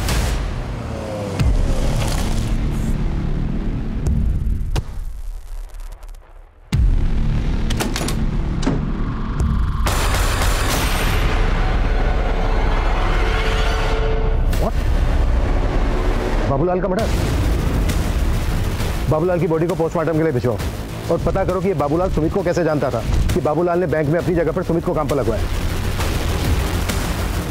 अब तक हम मानकर चल रहे थे कि बाबूलाल ने सुमित को अपनी जगह काम पर लगवाकर ये प्लान बनाया हो, पर बाबूलाल का तो मर्डर हो गया और यहाँ पर सुमित मारा गया। और सर, ये हरिनगर की किसी अमृता सिंह को बुलाने की बात कर रहा है। इतने बड़े हरिनगर में अमृता सिंह को कैसे ढूंढेंगे? एक काम करो, हरिनगर पुलिस की मदद लो अमृता सिंह को ढूंढने के लिए। Okay sir. हेलो सर, जो देव कुमार नाम का आदमी बैंक मैनेजर को फॉलो कर रहा था वो एक प्राइवेट डिटेक्टिव है। डिटेक्टिव? जी सर, फिलहाल वो अपने ऑफिस से गायब है। हो सकता है डिटेक्टिव क्रिमिनल्स के लिए बैंक की रेकी करने आया हो। इस डिटेक्टिव की पूरी कुंडली निकालो, जल्द से जल्द अंदर चाहिए मुझे। आकाश सेंटर ब्रांच से इस ब्रांच की 1 हफ्ते की फुटेज मंगवाओ, क्विक। सर, वो एक बैंक एम्प्लॉय व्योमा सैनी की मदर है। उनका कहना है कि बैंक आने से पहले व्योमा ने सुसाइड नोट घर पर छोड़ा था। Suicide note? सर, मेरी व्योमा को बचा लीजिए सर, वो खुद को खत्म कर देना चाहती है। इस लेटर में उसने वही लिखा हुआ है। व्योमा को फेशियल डिसीज है, उसकी वजह से मेरी बच्ची को बहुत तकलीफ होती थी, उसकी वजह से शायद। अच्छा एक बात बताइए, कभी उसको देखकर आपको ऐसा लगा कि वो किसी दबाव में है, किसी के प्रेशर में है, या वो कनेक्टेड हो इस रॉबरी से? नहीं सर, ऐसा कुछ भी नहीं है। प्लीज मेरी बच्ची को बचा लीजिए सर। संजना दीदी, संजना दीदी, संजना दी। देखो व्योमा, जिंदगी में हमेशा सब खुश नहीं रहते। हम सबकी लाइफ में कोई ना कोई प्रॉब्लम्स है। मैं जानती हूँ, पर जब मेरा शरीर ही मेरा साथ नहीं दे रहा तो। मनीष सर को देख रही हो? उनको अस्थमा है, उनका शरीर भी उनका साथ नहीं दे रहा है और वो तो भी अपना एक जवान बेटा भी खो चुके हैं, लेकिन फिर भी जिंदगी से लड़ रहे हैं, है ना? और प्रॉब्लम तो मेरी।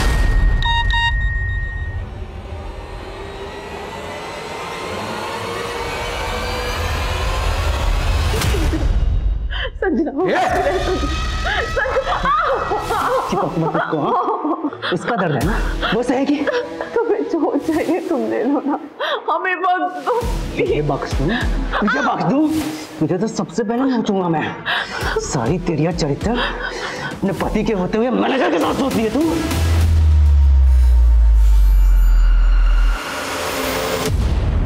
सुनिए, रेखा के साथ अफेयर तो नहीं आपका?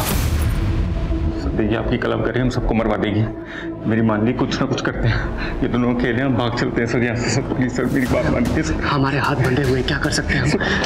आराम से बैठा रहे, छोड़ देगा हमें। सर कहीं आपने तो प्लान नहीं किया ना ये सब?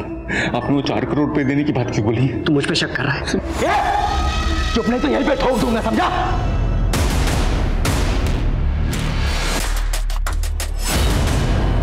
अमृता सिंह क्यों नहीं है अब तक? हरिनगर पुलिस से मेरी बात हुई। हरिनगर में आज सुबह ही अमृता सिंह नाम की एक लेडी का मर्डर हुआ है। What? हरिनगर पुलिस अभी क्राइम सीन पे ही है, मैं भी वहीं जा रहा हूँ। लेकिन सर अभी कह नहीं सकते कि ये वही अमृता सिंह है जिसकी वो क्रिमिनल बात कर रहा है। ये क्रिमिनल कोई बड़ा गेम खेल रहा है। पता करो जिस अमृता सिंह का मर्डर हुआ है उस अमृता सिंह का उत्कल, डिटेक्टिव देव कुमार और इस बैंक के किसी भी एम्प्लॉय से कोई कनेक्शन है क्या?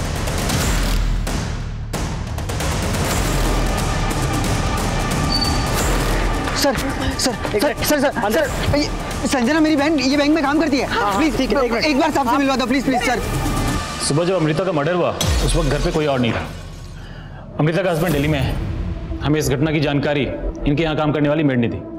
बहुत ही ब्रूटल मर्डर है। हैरानी की बात यह है कि खूनी अमृता को मार के उसकी एक उंगली भी काट के ले गया। तो किलर का विक्टिम की उंगली काटने के पीछे मकसद क्या हो सकता है, कुछ पता चला? हमें मेड से पता चला कि अमृता उस उंगली में एक डायमंड रिंग पहना करती थी जो कि अब गायब है। और स्ट्रेंज बात है, इसके अलावा घर में किसी भी तरह की लूटपाट के कोई संकेत नहीं है। अगर ये सिर्फ लूट होती तो किलर विक्टिम की उंगली से सिर्फ डायमंड रिंग को ही गायब क्यों करता, वो भी उंगली काट कर? नहीं सनी, ये माजरा कुछ और ही है। ये वो अटैकर हो सकता है जो अमृता के घर आते वक्त सीसीटीवी कैमरे में कैप्चर हुआ, लेकिन इसका चेहरा साफ नजर नहीं आ रहा। हम इस घर के आसपास की दूसरी फुटेज भी निकलवा रहे हैं। लेकिन हमारे लिए स्ट्रेंज बात यह है कि प्रेमनगर की ग्राहक सेवा केंद्र में मौजूद क्रिमिनल्स हरिनगर की रहने वाली अमृता सिंह को क्यों बुला रहे हैं? हमने बैंक को चारों तरफ से घेर तो लिया है, लेकिन हमारे लिए जरूरी है एक ऐसा प्लान बनाना जिससे हम अंदर जाकर सबको सेफली बाहर निकाल सकें। और उसके लिए जरूरी है ये पता लगाना कि अंदर चल क्या रहा है। ये जो होल है ना, इसके जरिए कैमरा अंदर पहुंचाओ, उससे हमें पता चल जाएगा कि क्रिमिनल्स की एक्टिविटीज क्या है। Fast fast fast sir. Priyanka, जैसे ही कैमरा अंदर लगता है उसकी फुटेज दिखाओ मुझे। सर, बैंक में एक संजना नाम की लड़की काम करती है। बाहर उसकी माँ और उसका भाई आए हैं। सर, वो किसी सौरभ पे शक जता रहे हैं। सौरभ? कौन है सौरभ? सौरभ से एक मैट्रिमोनियल साइट पे कांटेक्ट में आई थी संजना, और मुझे शुरू से उस पर शक था कि वो जरूर फ्रॉड करेगा संजना के साथ। कैसा फ्रॉड? और ये सौरभ कौन है? सर, हम तो कभी नहीं मिले उस सौरभ से, लेकिन वो ना अब ये सब देख के मुझे लग रहा है कि वो संजना का कैशियर होने का फायदा उठाकर उसे फंसा रहा था। हाँ सर, संजना दीदी ने शादी करने के लिए भी मना कर दिया था। और मुझे लगता है ना सर कि इसी की वजह से उस संजना के साथ सबको बंधक बना के रख लिया। आपको ऐसा क्यों लग रहा है कि सौरभ ने सबको बंधक बनाया होगा? कभी संजना ने इस बारे में कुछ कहा था आप लोगों से? हमें कुछ नहीं पता सर, बस हमारी बच्ची को छुड़वा दीजिए सर। देखिए, आप चिंता मत कीजिए, हम आपकी बेटी को बचा लेंगे। प्रियंका,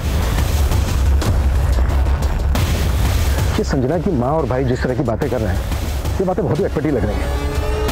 क्या उत्कल के साथ जो दूसरा आदमी है अंदर, वो सौरभ भी है? एक काम करो, संजना का सोशल मीडिया अकाउंट खुलवाओ, देखो उसमें कोई सौरभ मुखा है। ये अमृता सिंह आई नहीं अभी तक। तो पुलिस वाले हमको बेवकूफ तो नहीं बना रहे? अबे चल क्या रहा है तेरे दिमाग में? तू तो बोला था कि लूट के पैसे लेके भाग जाएंगे। अब कैसे भागेंगे? पुलिस आ गई बाहर। मैं तुझसे बात कर रहा हूँ, कुछ बोलेगा?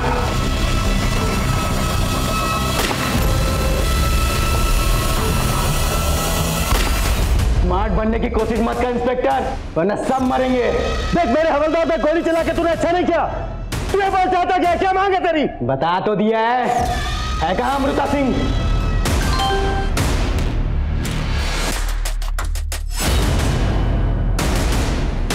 देख, मैं अपने हवलदार को यहाँ से शिफ्ट कर रहा हूँ, उसको ले जाने देना, किसी पे गोली मत चलाना। अगर तूने गोली चलाई तो ठीक नहीं होगा तेरे लिए।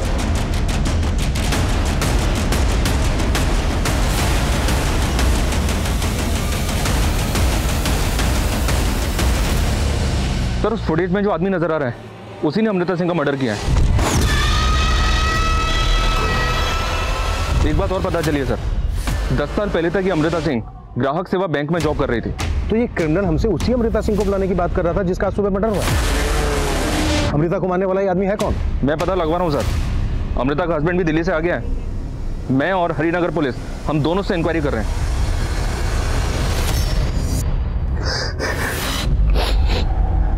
योगेश जी, माफ कीजिए, मैं जानता हूं कि सही वक्त नहीं है क्वेश्चन पूछने, but it's very urgent. Sunny,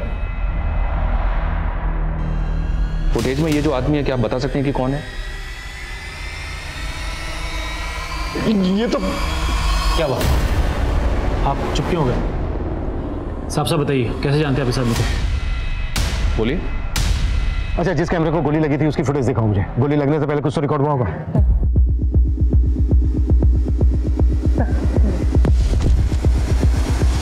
इस आदमी का बॉडी। हाँ पंकज। सर, उस आदमी का नाम पता चल गया है। उसका नाम रजनीश है। हैरानी की बात तो यह है सर कि इस रजनीश ने 6 महीने पहले अमृता को 10 लाख रुपए में अपनी किडनी बेची थी और अब उसी ने उसका मर्डर कर दिया। उत्कल, ये हम अच्छी तरह से जानते हैं कि रजनीश इस वक्त तुम्हारे साथ अंदर मौजूद है और हमें इस बात का भी अंदाजा है कि डिटेक्टिव देव कुमार भी तुम्हारे साथ मिला हुआ है। अब तुम ये बोलो कि तुम चाहते क्या हो? बहुत तेज दिमाग चल रहा है तेरा इंस्पेक्टर। ना पीछे पीछे, पहले अमृता की बात कर ले। कहाँ है वो? अमृता सिंह का तो तूने सुबह ही मर्डर कर दिया है रजनीश। पता चल गया तुम्हें? बहुत अच्छी बात है। अब सुजीत सिंह का पता लगा। सुजीत सिंह? 15 मिनट है तुम्हारे पास। अगर सुजीत सिंह नहीं मिला ना तो यहां और जाना जाएंगी। Yes sir. अमृता सिंह इस बैंक में 10 साल पहले काम करती थी और अब ये क्रिमिनल्स किसी सुजीत सिंह की बात कर रहे हैं। हो सकता है सुजीत सिंह इस बैंक से कनेक्टेड हो। तुम जानते हो किसी सुजीत सिंह को? सुजीत सिंह? सर एक सुजीत सिंह हमारी बैंक की सीनियर पोस्ट पे काम करते हैं और उनके अंडर में इस एरिया की 16 ब्रांचेस आती हैं सर। इस सुजीत सिंह का एड्रेस और नंबर दो मुझे जल्दी। सर ये सुजीत सिंह का एड्रेस और फ़ोन नंबर तो मेरे पास नहीं है, लेकिन ये सारी इन्फॉर्मेशन आपको बैंक की सेंट्रल ब्रांच से मिल जाएगी सर। सेंट्रल ब्रांच में फ़ोन करो। डिटेक्टिव देव कुमार पकड़ा गया। अरे मैंने कुछ नहीं किया। अरे साहब मेरा इस रॉबरी से कोई लेना देना नहीं है। सब वो प्रमोद है ना बैंक मैनेजर, उनकी बीवी ने मुझे ये सब करने के लिए कहा था।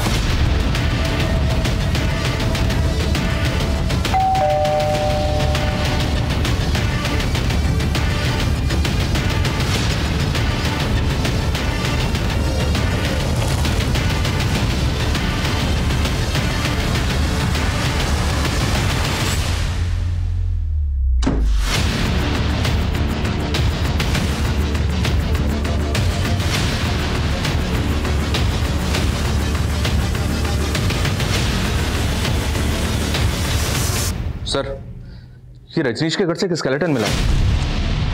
What? आस पड़ोस से भी पता नहीं चल रहा है कि स्केलेटन किसका होगा। स्केलेटन को बिल्कुल लड़की की तरह सजाया हुआ है। एक बात बोलो सर, स्केलेटन की उंगली में वही डायमंड रिंग पहनाई हुई है जो अमृता की उंगली से काट के निकाली गई थी।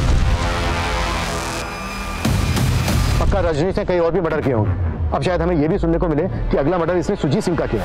एक काम करो, इसका बैकग्राउंड अच्छे से खंगालो और ये भी पता करो कि इसके घर में स्केलेटन किसका है। Okay? Okay sir. Sir Devendra ने हमें जिस सुजीत सिंह के बारे में बताया था, मेरी उनसे बात हुई है, वो जिंदा है सर। लेकिन अभी तक हमें ये श्योर नहीं है कि वो किस सुजीत सिंह को यहाँ बुला रहा है। आई होप किसी दूसरे सुजीत सिंह का मर्डर ना हो। फिलहाल इस सुजीत सिंह को यहाँ बुला लो। मैडम वो डिटेक्टिव मैंने अपने पति की जासूसी करने के लिए हायर किया था। उसका इस रॉबरी से कोई लेना देना नहीं है। क्या जासूसी कर रही थी आप अपने पति की? क्योंकि मुझे शक है कि प्रमोद का उनकी कुलीग निहारिका के साथ अफेयर चल रहा है। हमें भी ये शक है कि आपके पति उन बैंक रॉबर्स के साथ इन्वॉल्व हो सकते हैं। कहीं ऐसा तो नहीं कि आप उसके साथ मिलकर कोई गेम खेल रही हो? प्रमोद का मुझे नहीं मालूम, लेकिन मैं कोई गेम नहीं खेल रही हूँ। और आप ये सारी बातें निहारिका के पति से क्यों नहीं पूछती हैं? उसे भी मालूम होगा कि निहारिका प्रमोद के साथ क्या गेम खेल रही है।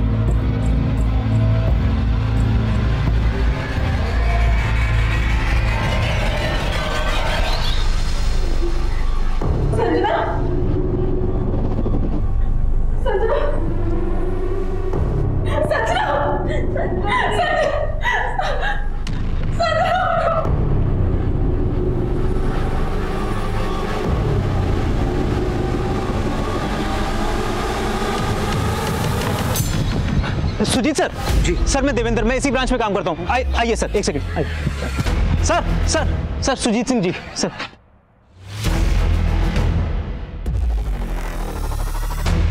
सर मैं इनमें से किसी को भी नहीं जानता। आप अपनी एक्स एम्प्लॉई अमृता सिंह को तो जानते होंगे। इस रजनीश ने उसका मर्डर कर दिया है और अब उसने आपको बुलाया। आप कुछ बता सकते हैं क्या चाहता है ये? मेरी तो कुछ समझ में ही नहीं आ रहा है। मुझे बहुत जोर से पेशाब आएगी।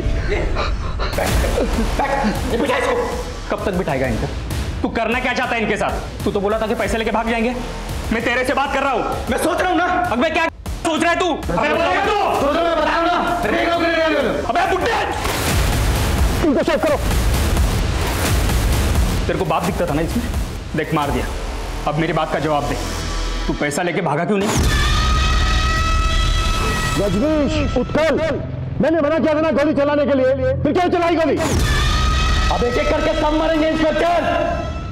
बता सुजीत सिंह कहाँ है? तूने कहा था ना सुजीत सिंह को बुलाने के लिए, हमने बुला लिया सुजीत सिंह को। सुजीत सिंह इस बैंक के एरिया मैनेजर हैं, तुझे उन्हीं से बात करनी थी ना।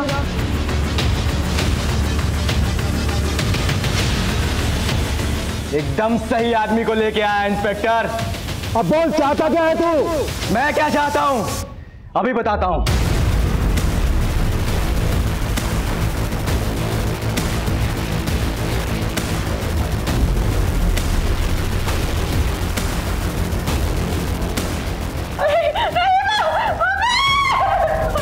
सुजीत सिंह, ये चीख सुनाई दी किसकी है?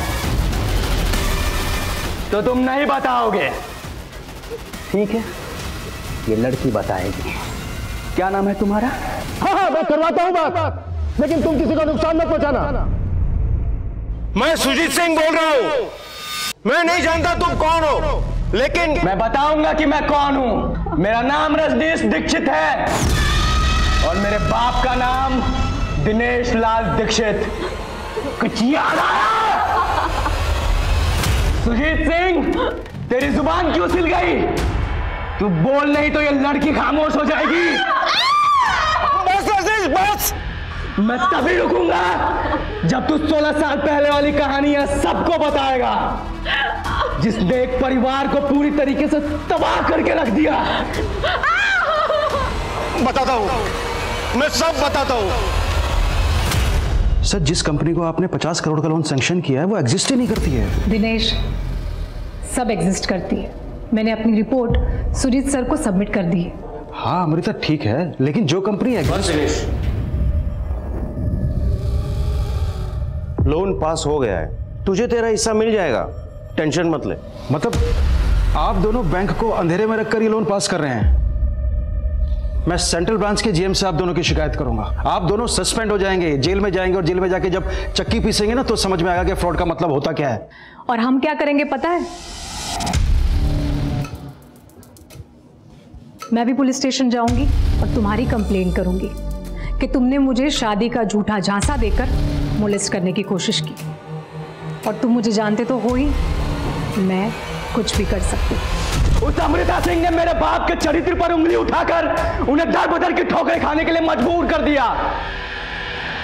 आज 16 साल बाद उस अमृता सिंह को मारकर मैंने उसकी उंगली भी काट दी। 16 साल से मेरा परिवार जो दर्द झेल रहा है ना, आज उसका हिसाब होगा। तुम दोनों के दिए हुए घाव ने मेरे बाप की जान ले ली, मैं आज उसका बदला लूंगा। जब तुझे अमृता को मारना ही था तो तूने उसे अपनी किडनी डोनेट क्यों की? और कितने लोगों को मारा तूने? और तेरे घर पे जो स्केलेटन है वो किसका है? उसका जवाब देगी ये लड़की। रॉबर्ट इस वक्त सुजीत सिंह के साथ इंगेज है। ये सही वक्त है बैंक के अंदर दाखिल होने का। देवेंद्र का है। सर देवेंद्र, मुझे जल्दी से बताओ बैंक के अंदर क्या चीज कहाँ पर है? सर, जब हम ब्रांच में एंटर करेंगे तो राइट साइड में कैश काउंटर है, और सर लेफ्ट साइड में लॉकर का गेट है, और सर सामने की तरफ मैनेजर्स केबिन है, और एंड में सर टॉयलेट है। और एक मिनट, टॉयलेट कहाँ पर है? सर बिल्कुल लास्ट में।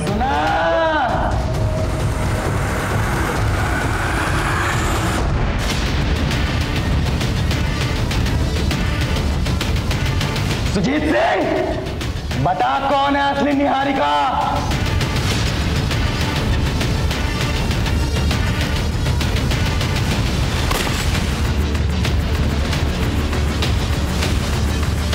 मेरे पापा के साथ जो तूने किया वो मैं भूल गया, लेकिन जो तूने मेरी बहन के साथ किया ना सुजीत, वो बहुत बुरा किया। वो मेरे पापा के नाम पे लगे धब्बे को मिटाना चाहती थी। उसने इस बैंक में जॉब के लिए अप्लाई भी किया था, वो सिलेक्ट भी हो गई थी, लेकिन तूने प्रमोद को बोल करके जो उसके साथ किया ना, वो बहुत गलत था। कहां से बनवाए नकली डॉक्यूमेंट्स?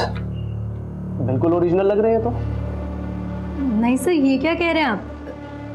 ओरिजिनल ही है। ओरिजिनल है मतलब मैं झूठ बोल रहा हूं? मुझे असली नकली की पहचान नहीं है। सारे के सारे डॉक्यूमेंट झूठे हैं तुम्हारे। रुक एक सेकेंड, यही रुक। कब? निहारिका ये है, और हम इसे ऑलरेडी जॉब दे चुके हैं। तू क्या यहाँ पे जालसाजी करने आई है? नहीं नहीं सर, मैं निहारिका हूँ। ये अपॉइंटमेंट मेरे नाम पे। ड्रामा बंद कर अब अपना। यंग को इसलिए छोड़ रहा हूं, वरना अब तक पुलिस में अंदर करवा दिया होता। रामलाल लेके जाओ उसको। सर मेरी बात तो सुनिए। उस हादसे के बाद मेरी बहन ने आत्महत्या करने की कोशिश की और वो कोमा में चली गई। उसके इलाज में हमारी पाई खर्च हो गई। हमने उसे अपने घर पे रखा, लेकिन ऑक्सीजन सिलेंडर तक के लिए हमारे पास पैसे नहीं बचे। फिर मैंने अपने हाथों से उसे, मैं पिछले 1 साल से अपनी बहन के लाश के साथ जी रहा था। फिर मैंने तय किया मैं इन सब का बदला लूंगा। मैंने अमृता को ढूंढ निकाला। फिर मुझे पता लगा उसे किडनी की जरूरत थी और मुझे पैसों की। वो नहीं जानती थी कि मैं दिनेश दीक्षित का बेटा हूं। मैं उसका मसीहा बना और मैंने अपनी किडनी दी, बदले में 10 लाख रुपए लिए। उसी पैसे से मैंने सुजीत तुझसे और तेरी बेटी से अपना गुनाह कबूल करवाने का प्लान बनाया। सुमित और उत्कल पैसों की वजह से मेरे साथ आ गए। फिर मैंने बाबूलाल की जगह सुमित को दिलवाने के दिमाग लगाया और बाबूलाल को भी लालच दिया। मेरे कहने पर ही बाबूलाल ने सुमित को यहाँ बैंक में लगवाया। फिर मैंने बाबूलाल को भी खत्म कर दिया। सर हम लोग अंदर घुस रहे हैं, आप उसका ध्यान अपनी तरफ खींचिए। रजनीश, बाबूलाल ने तेरा साथ दिया, तूने उसको भी मार दिया। फिर तूने सुमित को अपने साथ मिलाया, तूने सुमित का भी मर्डर कर दिया। उत्कल सुन मेरी बात, देख रजनीश तो अपने सर पे कफन बांध के आया है। अब तू सोच तुझे क्या करना है। रजनीश, जिसने तेरा साथ दिया है तूने सबको मार दिया। अब ये बता क्या तू उत्कल को भी मारने वाला है? इंस्पेक्टर, उत्कल को भड़काने की नाकाम कोशिश कर रहा है तू। सुमित को इसी ने मारा क्योंकि उसको पैसों का बंटवारा नहीं चाहिए था। उत्कल तू मेरी बात सुन, सोच अगर तू बचना चाहता है तेरे और तेरे बाप की वजह से